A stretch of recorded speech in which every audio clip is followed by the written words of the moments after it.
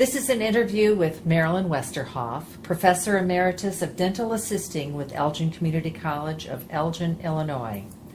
Marilyn was employed with Elgin Community College from 1968 to 2002 and made significant contributions to the college within the areas of curriculum and program development in the college's dental assisting program. In addition, Marilyn served vital roles within the curriculum committee and the faculty senate. This interview is being conducted on July 31st, 2018 at Elgin Community College. The interviewer is Polly Nash and the videographer is Jack Weiss. Welcome, Marilyn. Hello, how are you? I'm well, thank you. May we start out with a little bit about yourself? Can you tell us when and where you were born and a little bit about your family? I was born at the end of 1945 in Chicago Heights, Illinois, which is one of the far southern suburbs of Chicago. My family didn't live there, but that's where the doctor was, where he practiced. My family was from the south suburbs, really in south side Chicago. Mom grew up in what is now back of the yards, and Dad grew up in West Pullman. I come from a big family, lots of cousins. There were 10 in my mom's family and 5 that survived in my father's family. And there's 5 of us, 5 siblings in my immediate family. I'm the oldest. I have 3 sisters and a brother. And when I was in 7th grade, we moved to Chicago Heights. And that's where I graduated from high school. And what high school was that? I went to Marian Catholic High School. I see. Which is a college preparatory school. Now it has an excellent reputation and it's selective admission. I was in the 2nd class back then, and it wasn't selective admission then. But you enjoyed it? Yeah, it was fun. 2nd class, it was obviously a lot different than grade school had been. I've been to Catholic grade school too. I was active in the pep club, and I took art classes, and in addition to the normal college or high school. So it was a brand new school? It was a brand new school, 2nd class ever to go through. Yeah. And was it a large class that you graduated? No. I think we just had like 200 in my class. So that was large enough to have a lot of activities, but not so big that you were... No, everybody pretty much knew everybody else. Oh, that's great. And so what did you do after high school? Well, I could not drive yet because Mom had a rule that you couldn't drive until you could pay for your insurance and your gas by yourself. I couldn't work through high school because my brother is almost 16 years younger than I am, and Dad worked days, Mom worked nights, so I would run home after school and take care of my brother, who he was born when I was a sophomore or junior. So he was the youngest in your family? He's the youngest. Okay. And so after high school, my parents, Mom finished 8th grade, Dad graduated from high school. Neither one of them and neither family had much college experience, and they were a little afraid of it. They told me they could, and I had no money, they told me that I could go to 1 year of college. Okay. So I was looking around, and they had just opened the year before a dental assisting program at Bloom Community College. It later became Prairie State. And the teeth had always been important or stressed in my family because both of my parents had bad teeth. There's another story behind that, but they ended up with dentures, and Mom always would rant and rave about brushing your teeth. In fact, in high school, I was in an art class, and we were given a block of plaster, and I made a tooth out of it. Had no idea at that time I was going to go into dental. Right, that was foretelling your It future. was it sort of became an omen, yeah. So I went to Prairie State for a year and then started working for a dentist in town. During clinicals, I was employed or hired by another dentist who had was practicing more modern dental assisting and dental procedures at the time. And what does that mean, more modern? Well, it was sit-down dentistry versus stand-up. It was assisting at the chair versus answering the phone and just cleaning up a little bit. When I left the first dentist, the thing he was most grateful for is that I had refinished his desk. Oh. So, you know, he was an old-timer, and, you know, I needed to move on. Very nice gentleman, but I needed to move on. And so you went into your second position. Right. And at some point, Elgin Community College came into your future. Yeah, I was working one day, and because of vacations and somebody called in sick, there was normally 4 dental assistants that worked in the office with the 2 doctors and the telephone. And this one particular day, I was the only one that was there with the 2 doctors and the telephone. And at the same time, I was feeling the urge to move out of the house because my parents were going through a very, very contentious divorce. And Dr. Bardage, who ran the program at Bloom, called the office. He was looking for somebody else. And I said, well, she's not here. Can I help you? And he says, well, Elgin is looking for someone to teach in the dental assisting program. They're opening up one soon. And after we discussed it a little bit, I said, well, why don't you just give him my name?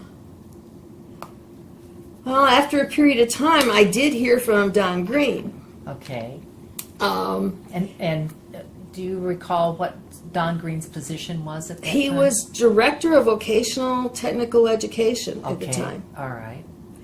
And he had contacted Bloom because Gene Pint, who was in counseling here, and John Bradburn, who taught math, had both been at Bloom a year or 2 before they had come to ECC. So they referred him to Dr. Bardage, who then called that office. So I got a call from Don Green for an interview, and there were 3 interviews. One, I drove up here, and the second interview, Don Green came to my house, and we sat over lunch on my kitchen table, my mother's kitchen table, and I was in uniform because I wasn't telling anybody I was interviewing. You know, I wanted to just not, because who knew if I was going to get the job or not. And the third interview was with Dean Chipman and Gil Renner in Renner Hall. And Dean Chipman was the instruction. I believe so. Vice president of instruction. Yes. And yeah. that Mr. Renner was the president. So you interviewed with everybody, just about. Mm-hmm. My goodness. And one of them was in your home. Yeah, yeah. That's a little unusual. I'm not sure it was that unusual because Don offered to come down to the house and see me. I mean, he was late getting there because he went the long way. He was from Joliet. He went the long way through Joliet to get to Chicago Heights rather than taking 294, but it worked. And so you were hired to begin in 1968. I got the phone call that I did not get the job.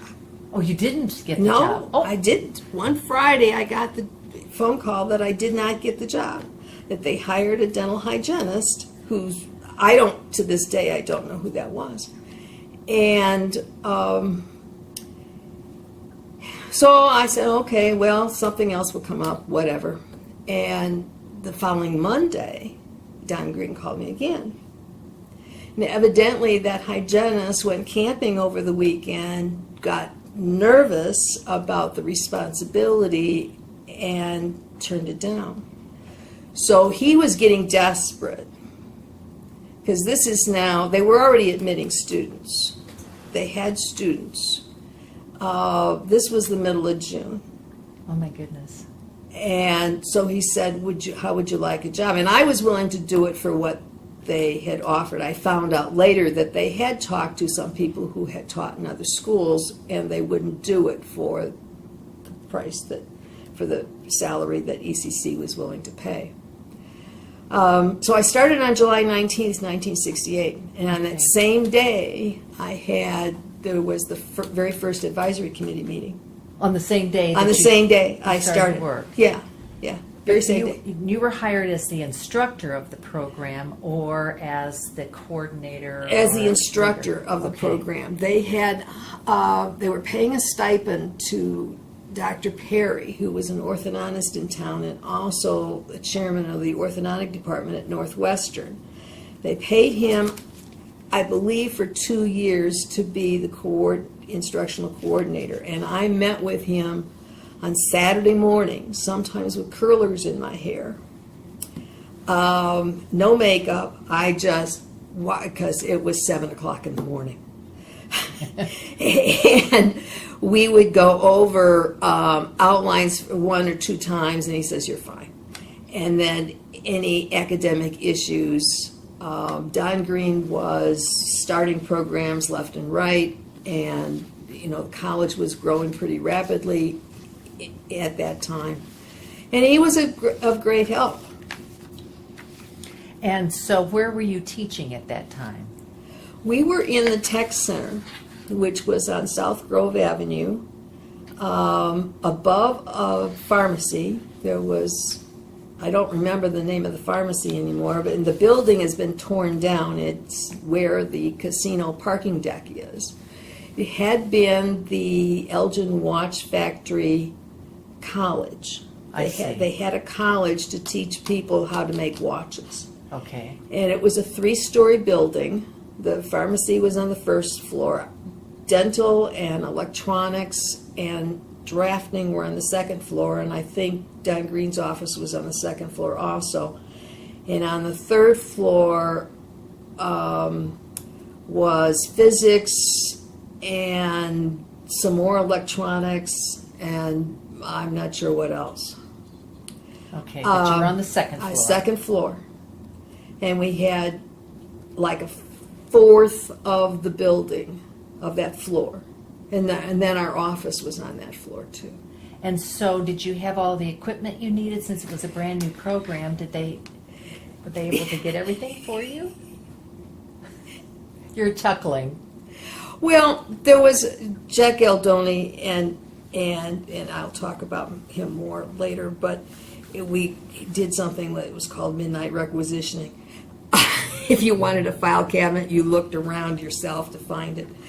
But the advisory committee had ordered some things, but things were put together pretty rapidly. For example, lab benches weren't there yet. Okay. So they scrounged wooden picnic tables. Okay. There were 2 chairs there. They weren't there the first day. They eventually got there. They had to drill. The floors in that building were 14 inches thick. Oh my goodness. And they had to drill to get the plumbing to the dental units. They had to drill through all of that. And sometimes they were drilling through it, and I was in class, or they'd be coming in with their drills, and I'd say, well, we're going to do a lab now. So no, they didn't have all the equipment. They didn't have as many instruments as I would. In fact, it took a long time to get as many instruments as I would have liked. How many students did you have in the very beginning? 12. You had 12 students. Included 2 part-time students. We were the only school for many years that allowed part-time students.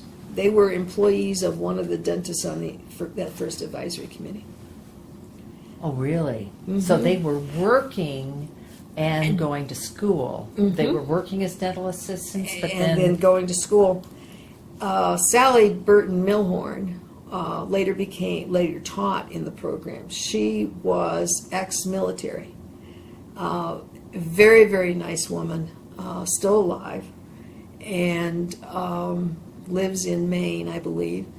And she was vast. She just helped me a great deal because when somebody started complaining, she would say, "Well, what do you want them to do?" I didn't have to do any of that. So, yeah. So you were a teacher for the first 2 years, and then you became the director of the program? No, I was never the quote-unquote director. Okay. I eventually, and I can't tell you what year, they That's all right. started instructional coordinators.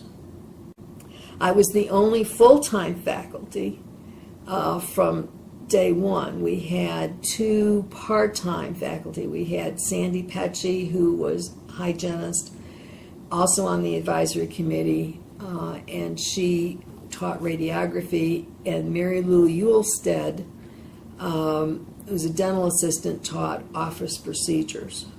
Okay. So you were the only full-time faculty Only member. full-time.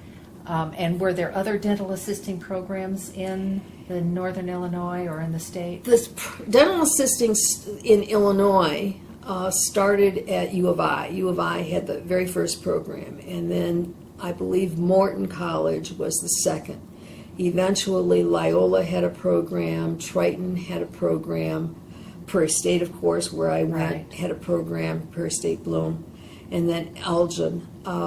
At the time, in '68, at that time, I think there were about 10 programs in the state of Illinois. Eventually, there were 20. But as of today, 5 still exist. And ECC is the only one in the Chicagoland area. Some of them got closed for Loyola's program, for example, closed because they wanted more room for the medical hospital. I see. So instead of just moving the dental assisting program, they closed it. Same thing happened at U of I. Some of the others closed. In the 80s, we all went through a period of low enrollments and whatnot, and some of them just closed because of that. Elgin, I managed to hold on to the enrollments enough to keep it going. And I had the support of the dental community in order to do that. That was vitally important from the very beginning. Still is. And the support from the dental community, that's something that you have to continue, or you had to continue to garner and keep going. Absolutely. On that very first committee was Hal Perry, who was the director or the chairman of the orthodontic department at Northwestern. Dale Nicholson was adjunct faculty at U of I, later became a dean. Don Rice had been affiliated with University of Kentucky, which is where really dental assisting education started, believe it or not. And then he was also at U of I as a dean. Several others, Don Pesch, Wendell Rovelstead, Dr. Bill Towner, who was on the Board of Trustees at ECC, Mildred Wren, who was a dental assistant once upon a time, and then she and her husband owned Wren Corporation, and they donated all of the darkroom equipment. My goodness. That survived until 2011, when it was finally not transferred to the new facility. I'm sure John Schessler, Dr. Traubert, I'm sure I'm forgetting someone right now. But all of those individuals were instrumental in helping you recruit students, place students, Do keep your and equipment? get doctors for clinical sites. We have, over the years, we've had, the list is too long to mention, at least 200-300 different dental offices for clinical sites.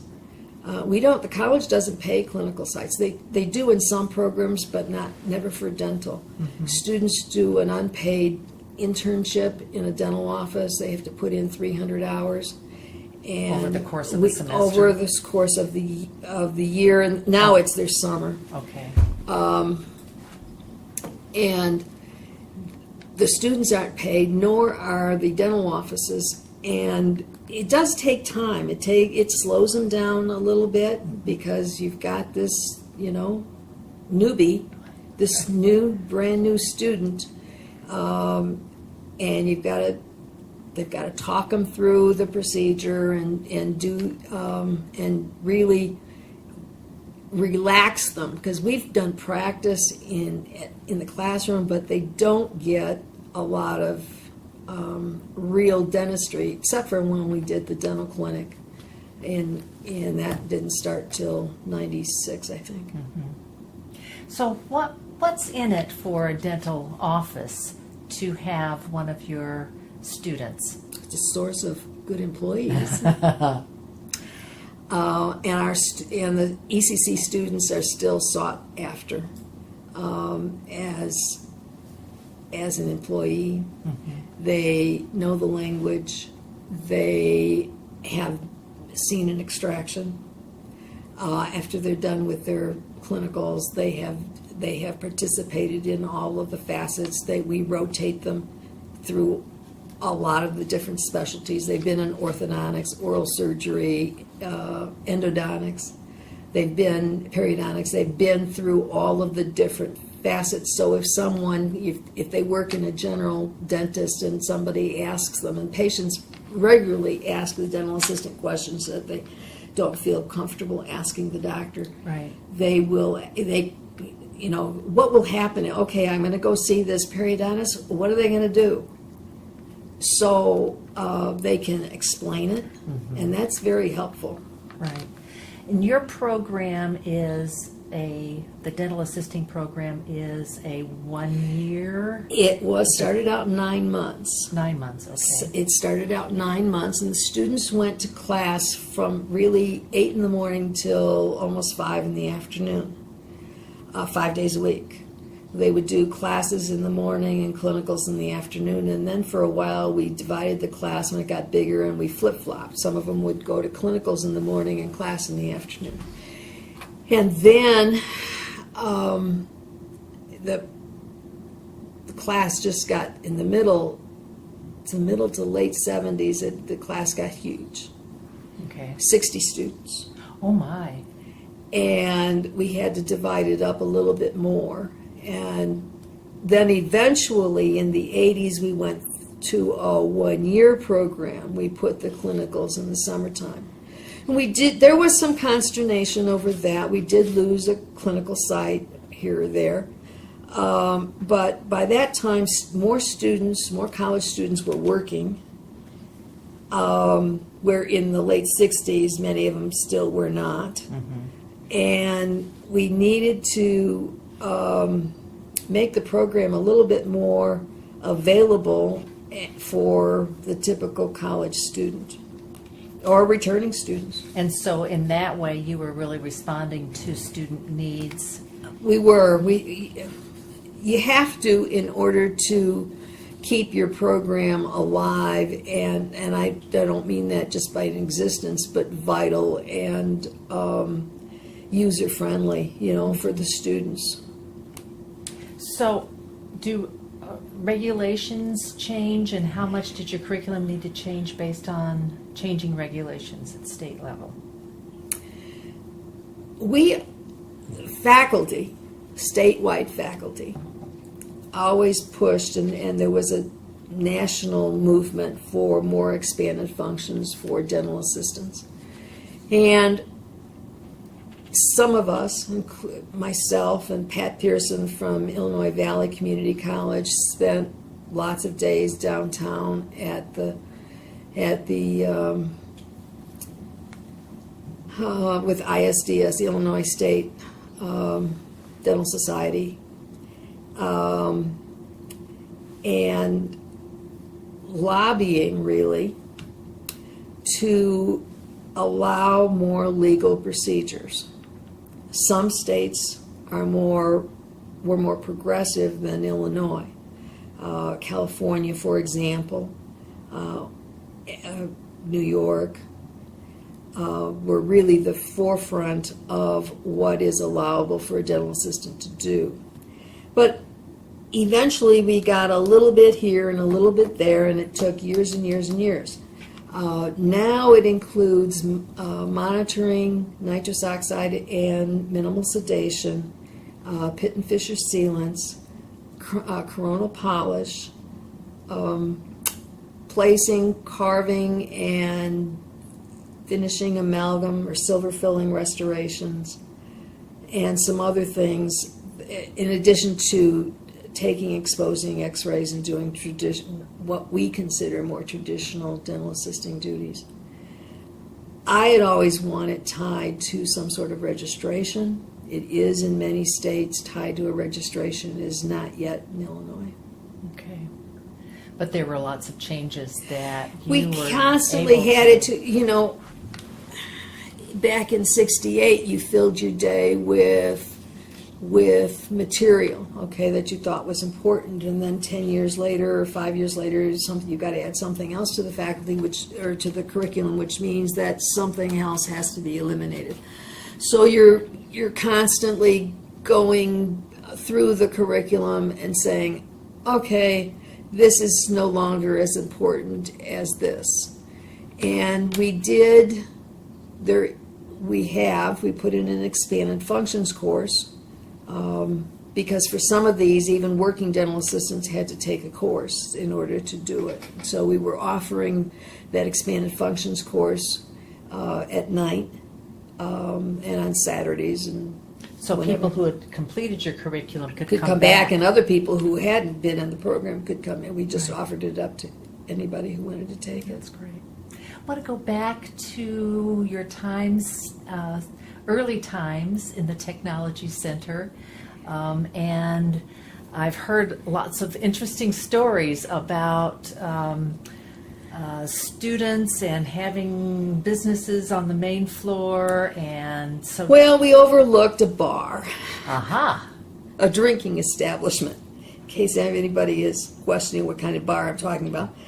And we had these long windows, a lot of them in the lab classroom, and people would start drinking pretty early in the day.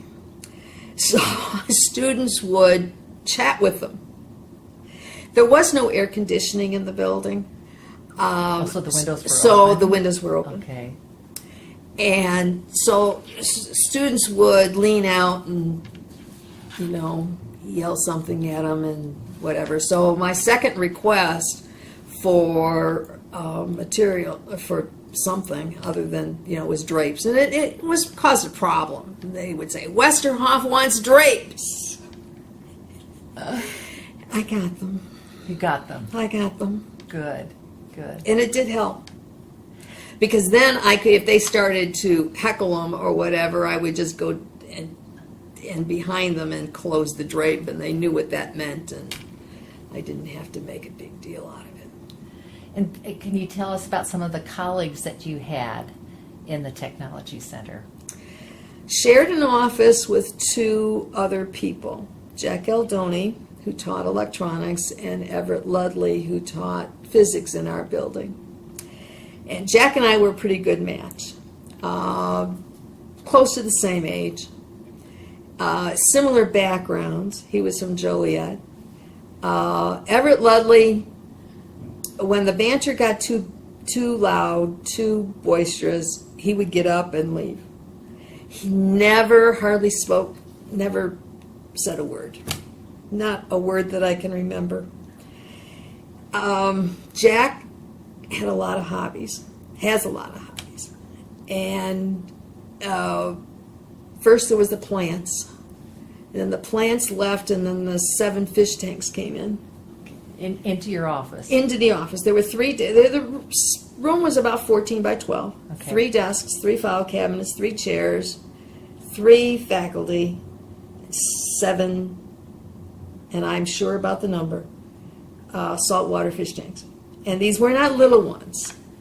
These tanks were 4 feet wide, 2 feet And you high. had 7 of Seven. them? Okay. 7 of them.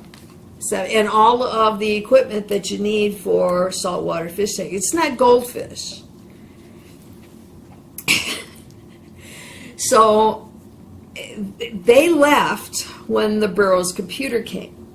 Okay. Jack had managed to get Burroughs donated to the college a computer. And back in that time, it was huge.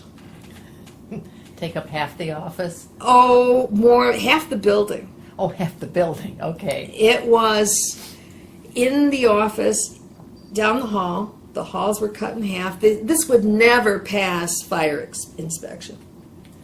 Never. Because the hall was now, if the hall is 3 feet wide, it was now a foot and a half wide. They took over the women's restroom. There was 4 stalls originally. We were down to 1.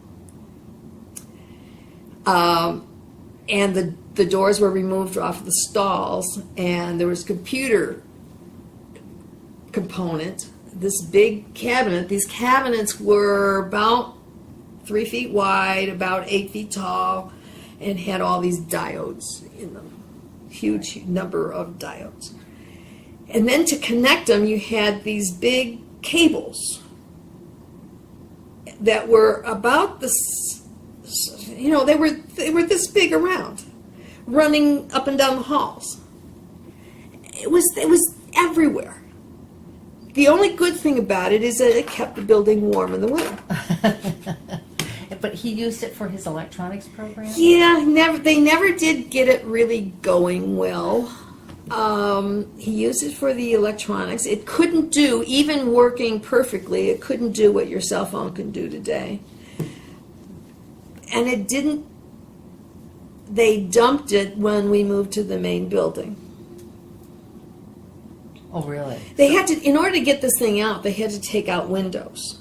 Oh, my goodness. They had to have a crane. Lift it from outside. They had a crane. They took it and they swung it into where they had 2 double windows. They swung it in through the windows and did that over a weekend. And I come in and you have to watch where you're walking.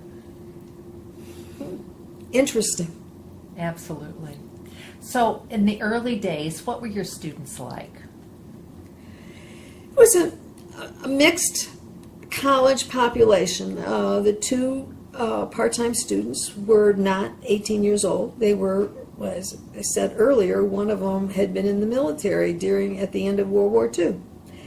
And the others were typical high school students who were looking for a fast program, something to get them into the workforce rather rapidly.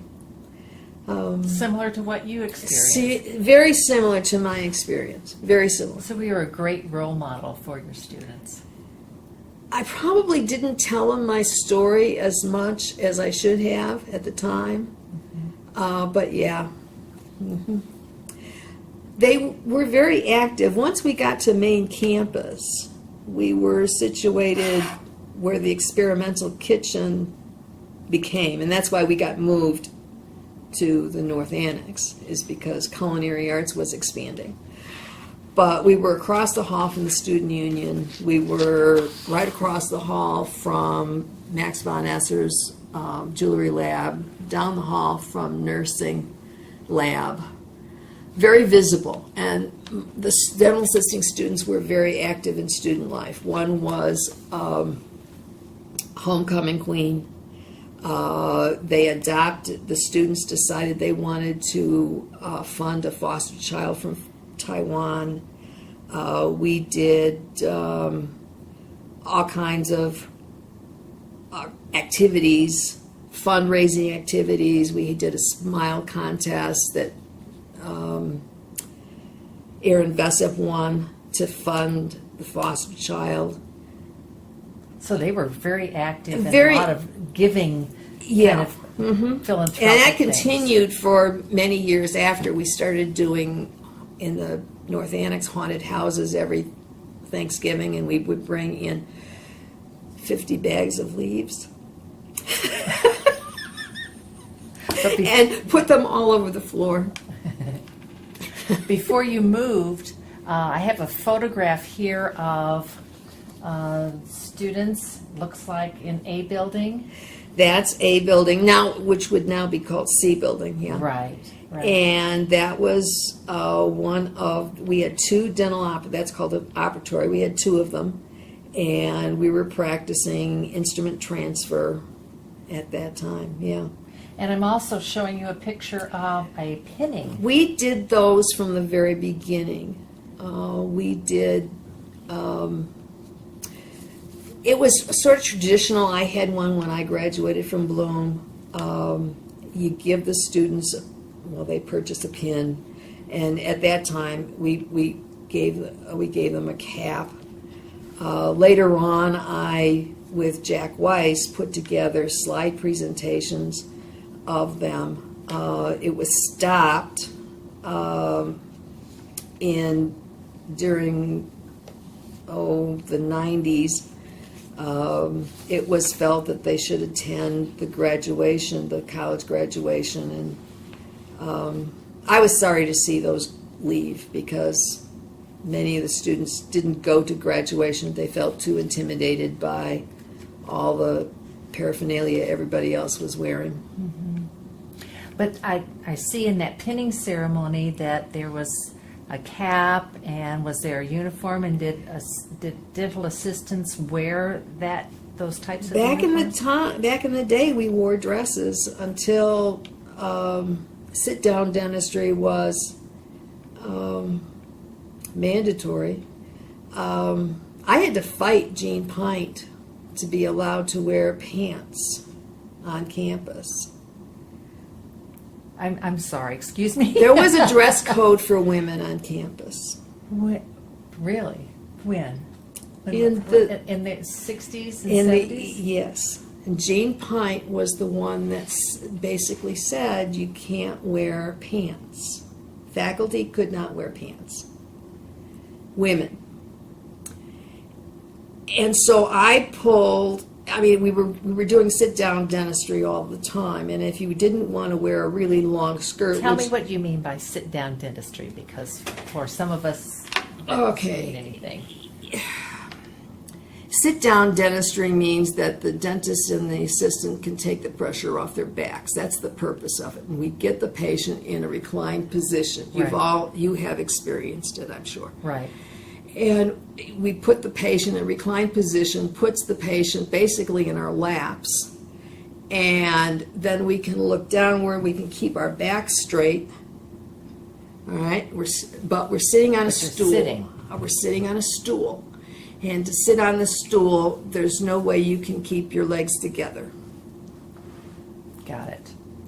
So pants become a necessity because depending upon how tall the dentist is or how short the assistant is, you can be at different heights, and your legs can be right there near the patient's head.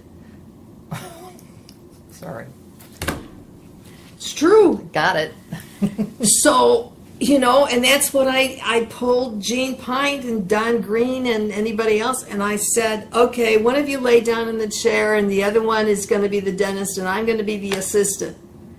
And I said, what's the solution here? So with the advent of So sit-down dentistry, We went to pants. you were able to go to pants. Pant uniforms. The first couple of classes, they were skirts. And even while Garrett said to me they would go to their English, they had to take an English class, and they would go to the English class, and he would say, they're wearing the skirts a little short. And I said, yeah, I know. So, it was an issue. It was something that I had to fight, and I won, and when you sometimes And have now to, we can all wear pants. and because now we of can you. all wear pants. But the stipulation was, Jean Pint, that it had to be a pantsuit. It couldn't be just pants and a blouse. It had to have a jacket that was longer. My goodness. Times have changed. Yes, yes, they have. So you talked a little bit about the move to Spartan campus, and you were located in A building, or Building A, which is now another letter. Now it's C. Yeah. And then you moved to North Annex. Can you talk about what precipitated that move? Culinary arts was expanding, Okay. and they wanted my space for the experimental kitchen, and they wanted nursing space for Spartan Terrace. Oh, and so nursing was in Spartan Terrace at the time. Nursing was in Spartan, was then Spartan Terrace. Yeah, and so we moved, nursing moved into the North Annex. Plastics came in there. There was a nighttime welding class. Ceramics was in there. Gerontology was there. Childcare was in there. And you had the tot spot too. Tot Spot was in there, yeah. And were some of those programs already there, and that they Science created- moved out. Oh, so science Science had been there. that building was built before the main building. Okay. So that Burnage Brothers put up that building, and we rented it from them, is my understanding. And we eventually bought it, but we rented it from Burnage Brothers for the first couple of years, and the first thing that went in there was a computer. Not the Burroughs, but a real, new one. That took up a lot of the building, and math was in there. And then eventually, when we all moved to the main campus, science was in there, microbiology and physiology.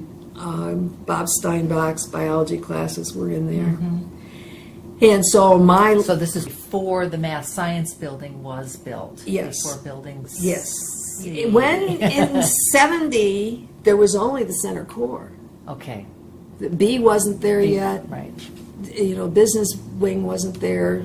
Math science wing wasn't there. Okay. And so you moved over, they created new space for you. Did you get new equipment, and was it all? The space was the same. Lovely. They subdivided it differently. We had a large lab, which had space and stations for 24 students. We had enough cabinetry finally to store all the materials and the equipment. That was on one end. And in the center section, where there was space for 4 operatories, and which is the room that the patient goes in, Okay, is it's called the operatory. And when we moved in there was space for 4 of them, and we equipped 2 of them. We equipped the other 2 later on, one at a time. We had a separate dark room, and we had taken the equipment that Rin Corporation had donated that was on Grove Street.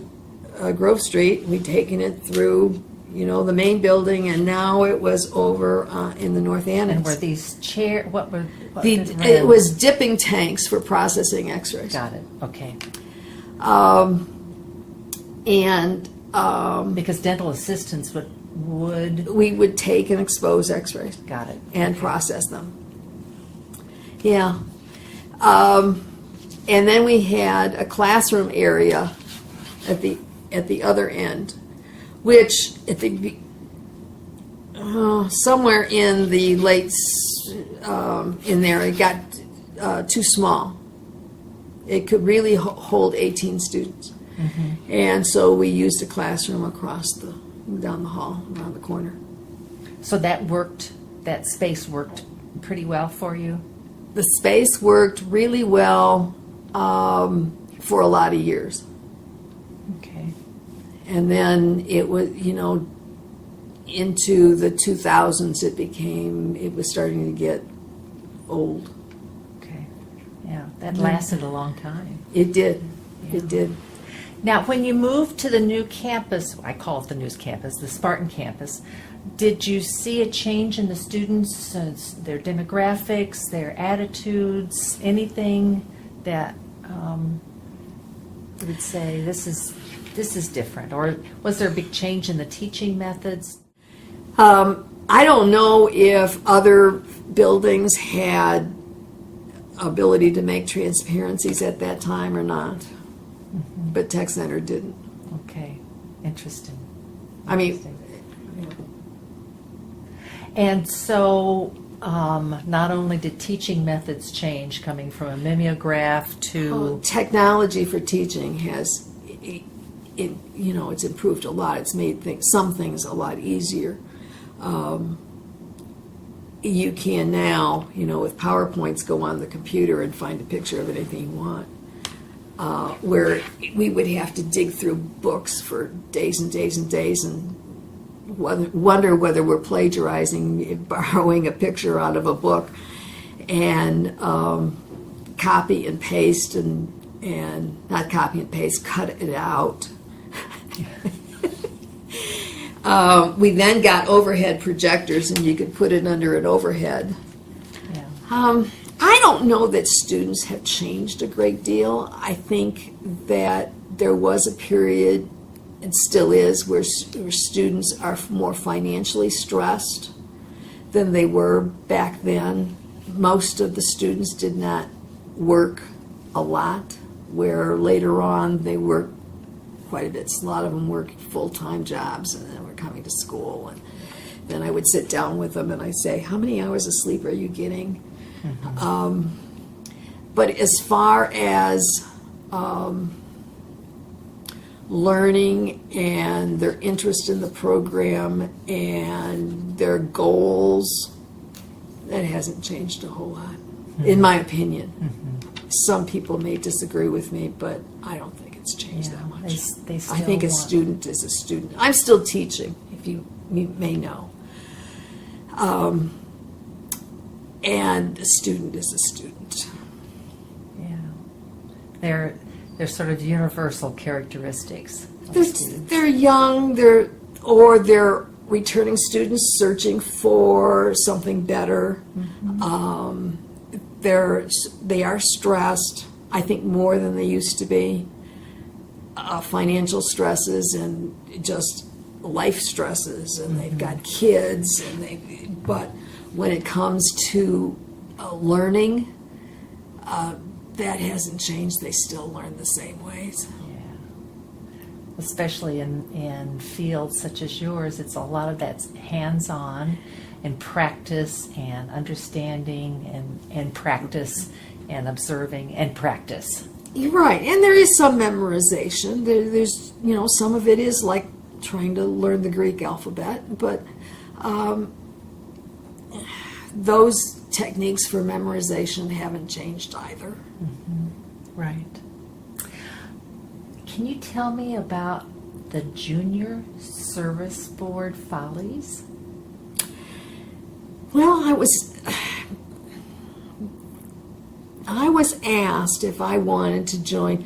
Junior Service Board was an organization of young women in Elgin, and they would raise money for social service activities. And their big activity to raise a lot of money, and they did this every 2 years, was to put on a review show. And they would do it at Hemmons Auditorium, and one year I was asked, and I sang and danced, and it was great fun. And I would sit in, we practiced at the Hemmons basement, and I'd sit there grading papers, and until my skit or whatever it was came up, and then you just did it. A lot of fun. I only did it once, but it was a good experience. Yeah. Was that just soon after you came to Elgin? I think it was, I could look up the date. I think it was in the early 70s sometime. Mm-hmm. Yeah. During the fun times. During the fun times. Right. So, would like to talk about your actual program and the whole process of getting initial accreditation and then your efforts to reaccredit the program. The college made a choice to be a CODA school, which means Commission on Dental Accreditation.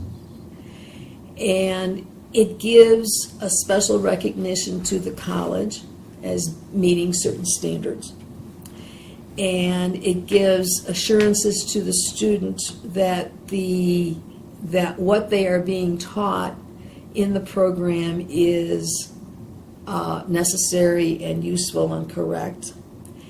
But it puts some stress on the college as to meeting standards. And you put together several documents. In the curriculum one, there's obviously every course description, every outline, every lecture outline, every handout for the students, and it gets pretty big. And you want to make sure that all those mimeograph typo mistakes are corrected. And then there is the assessment document that frequently ran 700 pages. And it was as big and if not more detailed than the North Central accreditation. I helped work on one of those with Tom Youngren and Carolyn Bullinger one year, and it was, dentals was harder, I will say. Dentals is not the hardest. Nursing and PTA, physical therapy assisting, especially PTA, are the most strenuous. But they rate the college on at least 10 different standards. Okay. Everything from faculty qualifications to the curriculum, administration, the library. What books you have in the lab, what books you have in the library. How many instruments do you have? How many of what kind of instruments? So you stand there and you count each instrument, and you give them a long list of 15 of that and 10 of that. Yeah, exactly, Okay. exactly. They look at the facility. They look at your teaching techniques. You do a teaching demonstration. You do. Then they interview the advisory committee. They interview general college faculty. So, for example, Pat Parks and Aaron Vessip would come down, and they would be interviewed. We went through them all successfully. It happens every 7 to 10 years. The advisory committees have always been very, very helpful. Michael Finger, on one occasion, read every line, every word in those pages like it was a doctoral thesis. Right. Extremely helpful, because as you know, when you're writing your own stuff, you read what you think is there, not what is really there. To have another reader is absolutely essential, and there was, so I tapped the advisory committee members for that. May we talk some more about your wonderful advisory committee? And I know that the members changed, but throughout the years. But what were some of the contributions that your advisory committee's members made? They provided advice, and they recruited students. They recruited clinical offices that would take students. They were of utmost importance during an accreditation cycle. They contributed scholarship funds. They taught, many of those people taught part-time, 4-hour sections in the program. They were very, very active. So your advisory council really supported the growth and development of your program. Absolutely. And gave your students a lot of experience with current practitioners in the Absolutely, in the field, yes. in the field. Talk about also some of your graduates and what some of your graduates have been able to accomplish. Have 3 that have DDS degrees. They're practicing dentists. I have many have gone on to become dental hygienists. There are at least one with her husband owned a dental lab.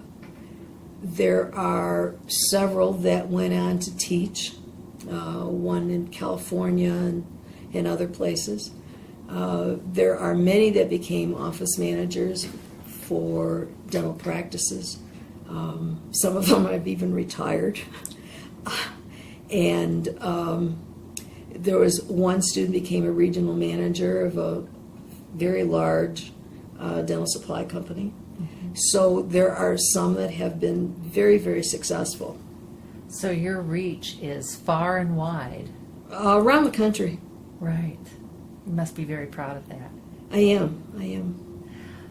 There came a point in time when you and I believe some of your advisory council members said we need to do something more to support individuals who can't afford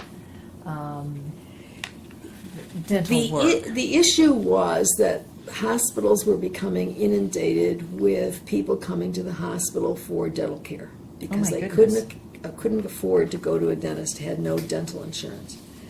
And it was driving up the costs of hospitals.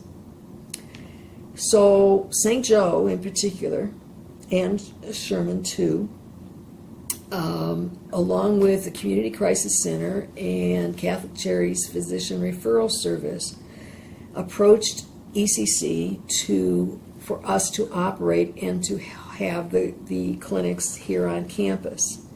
We had, at the time, 4 chairs, which would be adequate. We could see 10 to 20 patients a day. And primarily, we did a lot of extractions, a lot of tooth removal. These patients were in dire dental health. Dr. Greg Carr was the advising dentist on it, and Drs. Finger and Bennett backed us up for any procedure that was not safe to do on campus. Ed Hunter from St. Joe Hospital and Trinka Waters. Oh, in fact, I think I have a picture here of some of the That principals. that occurred at the ribbon cutting, and the execs from ECC and the hospitals and whatnot cut the ribbon, and then we all sat down and decided to have a picture. And Krisky, So in the front row, who do we have? Christy Kukas Schmidt, Good. and then I'm in the middle, Uh-huh. and Trinka Waters is on the right. And what was Trinka's She position? was with the Community Crisis Center. Got it. And then in the back row? Is the director of nursing and my boss at the time, Marianne Vaca. In the middle is the Dr. Carr, the dental advisor for the clinic. And the last gentleman there is Ed Hunter from St. Joe Hospital. Good, good. Thank you. Thank you very much. So that was a real outreach effort on the part of your program, as well as a collaborative effort with other agencies to serve an important need in our community. It really was, and I really was for it. Not everyone on campus was, but it didn't cause any safety issues at all for faculty or students. The patients were very, very grateful for the care that we had given them. The only issue it was that we could just do a drop in the bucket. The need was endless. For various reasons, later on, the St. Joe decided that they could no longer support it. They were providing the funding. And so Crisis Center decided to move it to Greater Elgin Family Care Center. ECC was taken out of it because Greater Elgin Family Care Center had their own dental facility. Since then, occasionally, the dental assisting department does some clinics for needy students. Okay. But they don't do them regularly, is my understanding. But this was certainly a way to get things going to help individuals in need. It was, and they hired a clinic manager, and we kept records, and we ran it as close to a real dental office as we could. I was there at every clinic, and I had students working with the doctors chairside, and I felt it was good preclinical experience.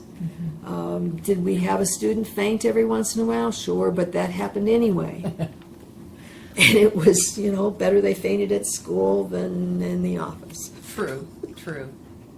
Before we move on to your greater work at or outside of your department, your work at ECC, I know that you were involved in statewide initiatives as well as contributing to dental assisting textbooks. So can you talk about those efforts? I was president of the Illinois Dental Assistants Association, and with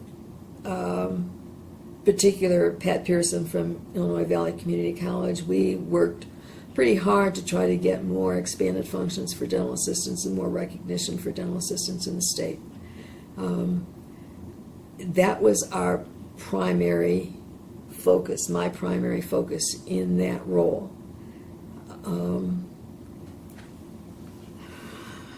forgot. What was the other question?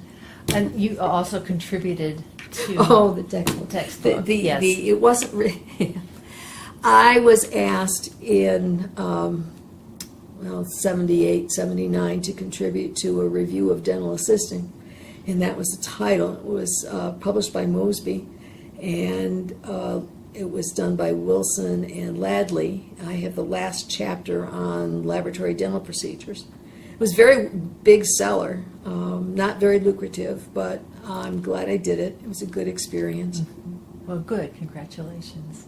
I'd like to talk a little bit about your contributions to the college. One of them certainly is your work in collective bargaining.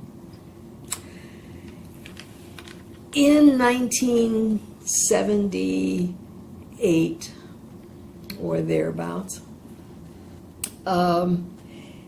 there was a faculty senate on campus. It was affiliated with the NEA. And the recent negotiations led some of us in vocational education as well as in English to be unhappy with the support NEA was giving us during those negotiations. At the time, and this was at the time somewhat statewide, vocational teachers were not given full credit for the laboratories. The laboratories, in my opinion, are much harder to run than a lecture. The grading is harder. The supervision is harder. It's the opinion at the state level is you just open the door and let them run with it. You have to reposition their fingers. You have to supervise to make sure nobody's getting hurt. You have to grading of the x-rays. You're sitting there for hours and hours and hours looking at every overlap and counting overlaps and elongations and foreshortenings and cone cuttings on numerous x-rays. I mean, they did 12 sets Oh, my at one goodness. time. And that's 18 times 12. Plus some extras. So, English department was not getting full credit for the amount of work that it takes to grade all of those papers that they have to grade. So, 12 of us signed a charter with IFT, and I was the first president, and then Dorothy Cummings and Ray Eberhardt picked up the mantle after me and carried it forward, and eventually the rest of the faculty joined us because we were successful,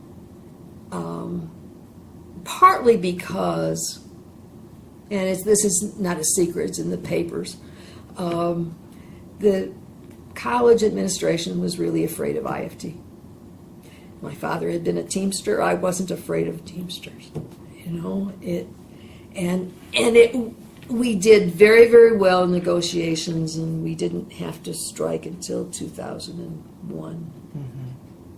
And so you chose the IFT over the IEA because, They provided more support. okay, They really provided more support during negotiations. NEA, IEA had really sort of left them high and dry on the last one. and you were talking about greater equity for lab teachers and We eventually lecture got teachers. it. We eventually got it. Not that first contract, but now VOTEC teachers are given full credit for labs. It's An hour is an hour. an hour is an hour, and it's an hour, exactly. Where at one time it was 2 for 1. Was that the primary issue that you had, or were there I other issues? also was. I had so many part-time teachers. I probably, nursing had a bunch too. The pay for part-time teachers is still not good, but back then it was terrible. And I was hearing about it all the time. Not anything I could do about it. My part-time teachers would keep asking me, like I could do something. The only thing I could do was make it an issue, and that's in the newspapers too, in the first negotiations. And it's gotten better.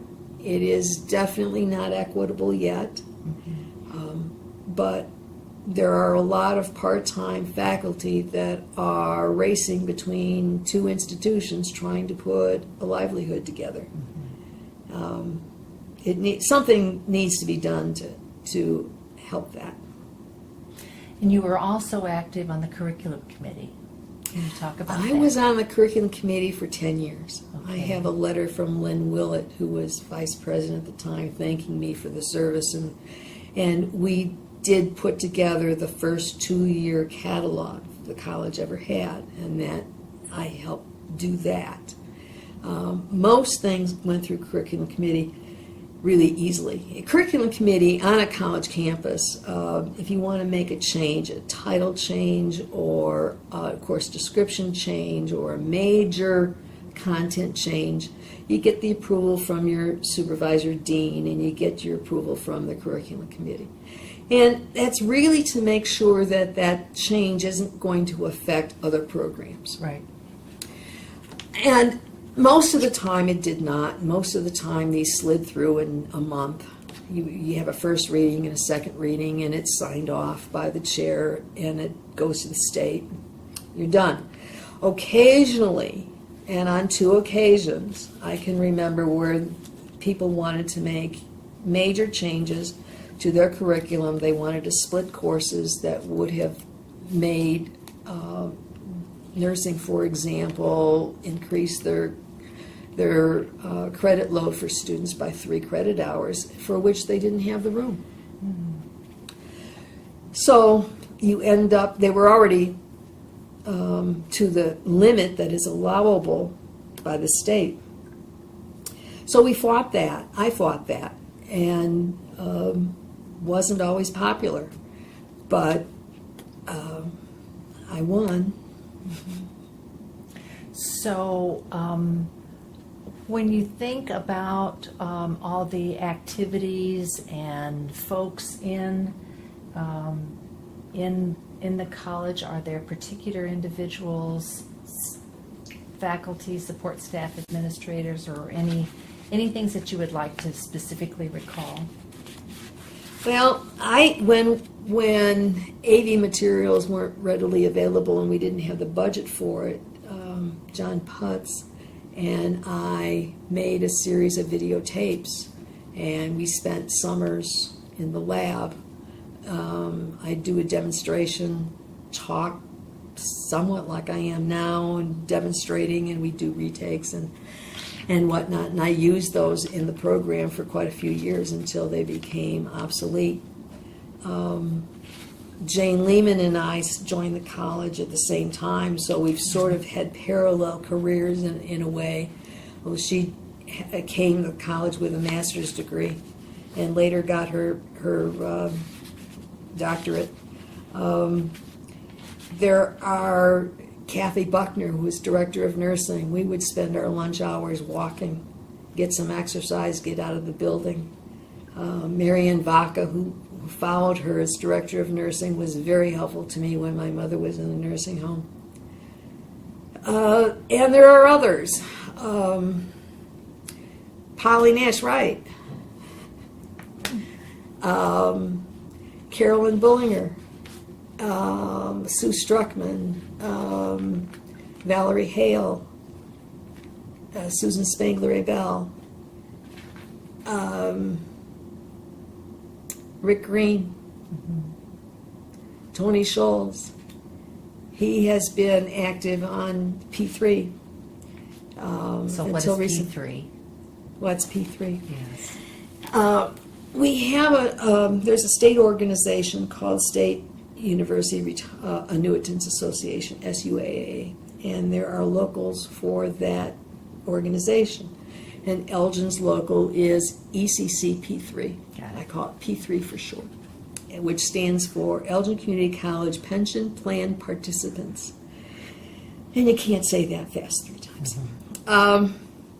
And what we do is we represent all annuitants, which means anybody who pays in to the state pension system. Many people don't realize that faculty and employees pay in, and it's not a small amount, not a small percentage. And we also research. People call me up and ask, Marilyn, what's the answer to this? Why is this happening? So we'll research why their insurance is doing this and that. And I have been president for about 4 years, give or take. Jane was president before me. There's a long line of very active faculty who have become active in P3. They've transitioned over as they retire. Mm-hmm. And so Tony Scholes and Rick Green are very and active. Susan Spangler-Abell are very active on that. Doug Fraley, Dan Gardner, Linda McEwen, and Polly Nash was on the committee.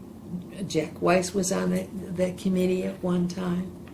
So lots of folks have helped to bring the message of retirees to the state, to the state legislatures, and to explain the systems. Right. Because there was a belief at one time that they're all the same, and they're not. Because we contribute to the state university retirement system. Yeah. Right, exactly.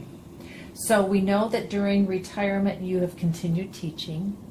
I have and did. I was asked to come back in 2011 as there was some reshuffling in health professions and they needed somebody to teach on a short notice health class. I taught that for a few years, and then my friend Maureen Lang got sick, and she passed. And I would substitute for her. When she was in chemo, I would, she got diagnosed, I think, in September, and she taught the first half of the semester, and then I taught the second half of the semester. And then she had the Whipple, which is a surgical procedure, and then I taught the first half of the spring semester, and she taught the second half. And she was still going to teach it the week before she died. And they called me up and they said, Maureen died today, you're going to teach. So I'm still teaching 2 sections of the class, yeah. Good. Are there any other individuals that you would like to recall at this time? There are several graduates, and I'm not going to remember all of them, but that several graduates that are teaching in the dental assisting program that I'm extremely proud of. Jane Moss, Nina Stout, Kim Plate has now become the director of the dental assisting program. Andrew Trapani, an orthodontist who was also on the ECC Board of Trustees, was very active on the advisory committee back in the day. And Frank Maggio is probably the longest serving advisory committee member, as well as he's teaching part-time in the program, and has been a very good friend. In fact, I have a photograph here taken at a North Central Accreditation Association visit with you and Frank. Yeah, it's obvious Frank and who Frank is, and I in a much earlier era. Oh, that's great. As we close, Marilyn, we'd like for you to reflect on your career at ECC, your program, or at Elgin Community College generally. Would you like to do that? Looking back from where I started, where I came from, I'm incredibly lucky. I've had a long career, which most people today don't stay at the same place for 50 years. And I've reached a certain level of success.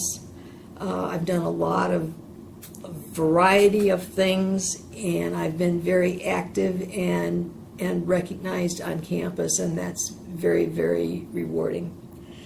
I work very hard.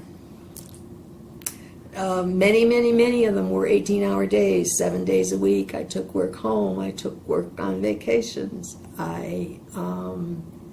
Some nights I didn't get very much sleep. But it was all worth it in the long run. I provided a basis for the dental assisting program that continues, and there's only 5 of them left, and I'm very proud of that. I provide a scholarship. I've endowed a scholarship for a dental assisting student, and because some students just need a little extra help.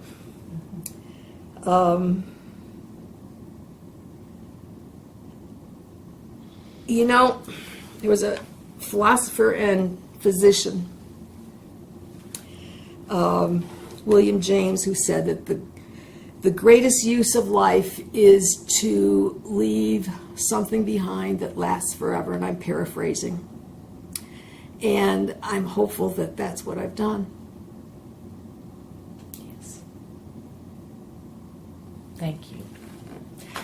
And may I quote from a portion of your resolution of appreciation when you retired in 2002.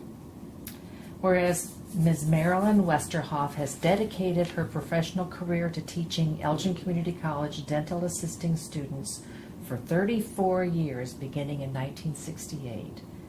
And whereas Ms. Westerhoff has provided quality instruction to every student enrolled in the program by bringing into the classroom her vast knowledge in the field of dental assisting and providing the community with over 500 graduates.